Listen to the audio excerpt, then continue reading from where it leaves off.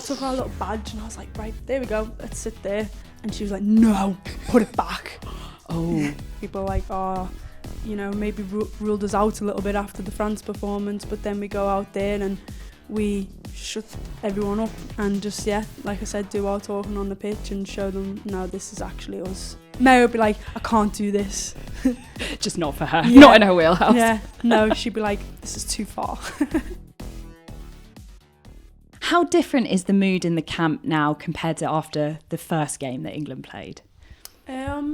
Obviously, after a win, you're going to be happy, but I think it's quite similar. Like, we're still focused. The mood's still very much like we have one more game, and it's also like a final for us. You know, we need to win it. So we're still very focused, but obviously you're going to be happy after a win, and I think all the girls are feeling more like themselves. You know, like that performance was more like what we are capable of. So it's nice that we could sort of do our talking on the pitch and show the world, no, this is what we actually can perform like.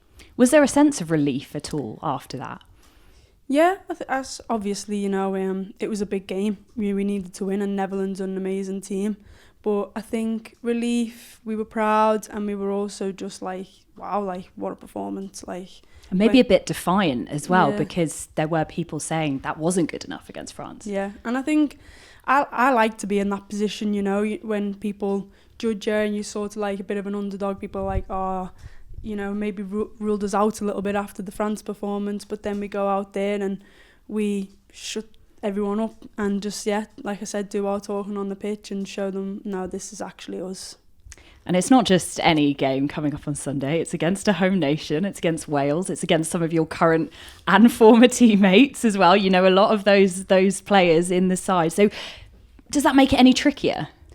Yeah, well, I know what they're capable of. I know how good some of the I know how good some of the Wales players are. Played against them, played with them. And obviously people speak about a rivalry, but I think the main mood in our camp is we have a lot of respect for them. We know a lot of them. We know how good they can be, and they can cause problems like they showed against France.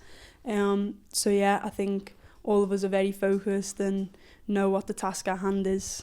So the approach stays the same, would you say, going into this versus the Netherlands versus France? Yeah, 100%. Like, this is international football and anything can happen. So we have to be on top of our game to beat any team. And Wales have really, really good players, and they're a really good team. When they turn up, they cause problems. So we need to be on top of our game. And it's another final for us.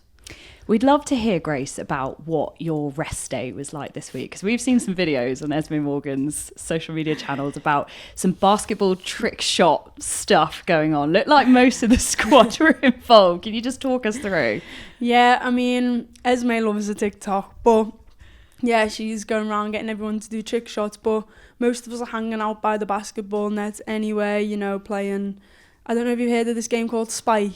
All right, we're hearing a lot about this. I don't really know anything about it. Is it good? It's so fun. So what do you do? It's so there's like this little net on the floor, and you have this little ball, and you have 2 versus 2, and you get 3 like bounces between each other. But it's like volleyball, sort of, like you can't catch it or anything. You have to like bounce it up, and then you like play with your partner, and you're only allowed 3 touches each, and then you have to hit the net. So who's your partner? And mine's Aggie. And how are you doing? I'd say we're one of the best.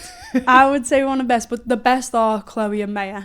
Oh, okay. Yeah, they're the best, but me and Aggie are like, we need more practice, but we will beat them. Okay. Have you got time to practice? Is Serena allowing this? What we think? Is it basically any time there's a ball involved, you guys are just all over it? It's active recovery, I like to think of it.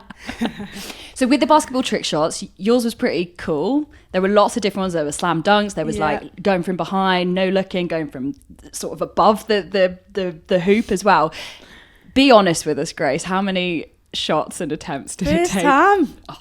We're not having it. No, it's actually so funny because Lauren Hempo was doing her shot for ages, and I thought to myself, that can't be that hard. So then I said, let me have a go, and I did it, and I did it first time, and she burst out laughing, and then the next time she did it, I think she must have been a bit embarrassed. She's like, I've got to get this now. You taught her how to do it. But it did take a few hours of filming that. Good active recovery there. Yeah. So this is your first major tournament, Grace. So did you have expectations coming into it, and do you think there's anything that's been massively different? Yeah, you have expectations, but also we have a lot of meetings, like, in the season leading up to this tournament. You've got to prepare. So, like, we had a lot of meetings about various things, whether it be media stuff, whether it's, like, you know, what to do, like, on your socials and stuff, like, and also stuff on the pitch. So we had, like, a lot of meetings preparing us, because there was 7 people who haven't been to a tournament before. So we obviously had, like, a lot of preparation time going into it in the year. So we, by the older players, the more experienced players, by our staff, we got prepared, you know, we got told what it would look like, sort of thing. So I think we got, like, a lot of information, so I sort of knew what to expect when I come here and start the tournament. Have you been enjoying it? Yeah, it's been amazing. We've been hearing a lot about leaders in the group, and particularly Georgia Stanway the other day talking about Lucy Bronze and what an impact she's having on everyone in the team. And it looks like she's a pretty special character for you as well. Yeah, Lucy's massive for me. She's like a second mum, but one that tells you off, you know. Oh no, really? No, she doesn't tell me off, but she doesn't put you in your place. Yeah, she puts me in my place. But Lucy's just, like, she's amazing, because Lucy's not over the top. She doesn't smother you. She, like, keeps herself to herself. I think she leads in how she carries herself, and she leads by example, I would say. But if you need anything, she's always there, and she gives, like, such good advice, and she's just so experienced, and she's an amazing footballer. So I think it's hard for anyone not to have so much respect for her. Because we did hear you were trying to take filling out the wall chart duties off her, and she wasn't having that. So I just wonder, how's that going? She allowed you near the pen yet? I seen her yesterday, like, on the chair, like, filling it all out, and I thought, oh my God, she's in her element. But no, I was trying to manifest. So I was like, right, let's put us in the final. There we go, manifesting. Oh, what, you actually wrote England in the final? No, I took our little badge and I was like, right, there we go, let's sit there. And she was like, no, put it back. Oh, so that was like Mother Lucy coming out. She was like, that's my job. I was like, fine. Next time, Grace. What we've been trying to do here on the Football Daily as well, when we speak to you guys, is make sure that fans can get in touch too, because they're such a huge part of what you guys do. So we've been doing Ask Me Anything, getting their questions. So I'm going to read you a couple, and we'd love to get your thoughts. So we had this in. How would you characterise your playing style, and which position do you feel like you're most comfortable in? Good question. No, I think I characterise myself as powerful, aggressive, in possession and out of possession. And I think I'd like to say creative. I love to start attacks and join in the attacks. I think I characterise myself as that. And I think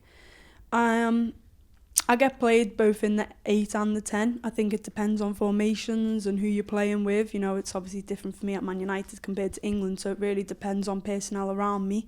But I do love being able to just put tackles in and create attacks, so I think I can do that in both of them positions, so yeah.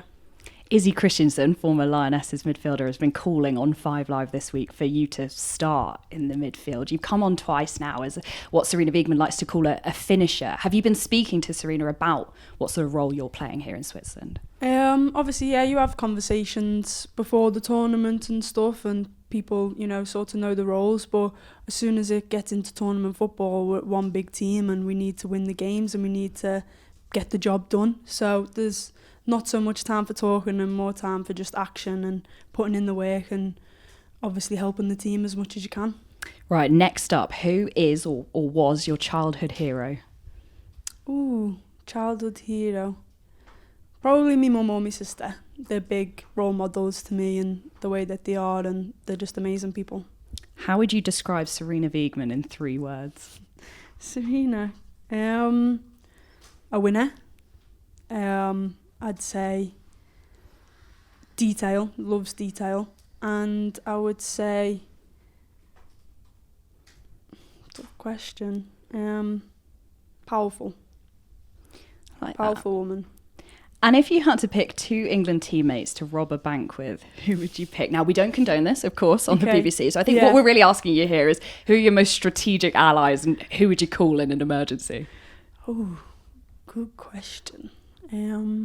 I think obviously Lucy, because she'd just plan everything. And she'd do a lot of running. Yeah, she'd do a lot of running. She'd make sure everything was like you know, if we're going to do this, going to do this properly. And then I think Rogue one, yeah. But I think I'm going to say Kiara, because we'll use Kiara as the decoy. Oh, right. She would just like, would say, Kiara, go in there, cause a fuss, get everyone looking at you, which she'd do great. And then we'd just rob the bank. Solid. And who wouldn't you have on your team of heist makers? Probably Maya, because she'd be like, no, we can't do this. That was a very quick answer, Grace. Maya would be like, I can't do this. Just not for her. Not in her wheelhouse. Yeah, no, she'd be like, this is too far. Well, Grace, thanks so much for spending some time with us, and best of luck on Sunday. Thanks so much.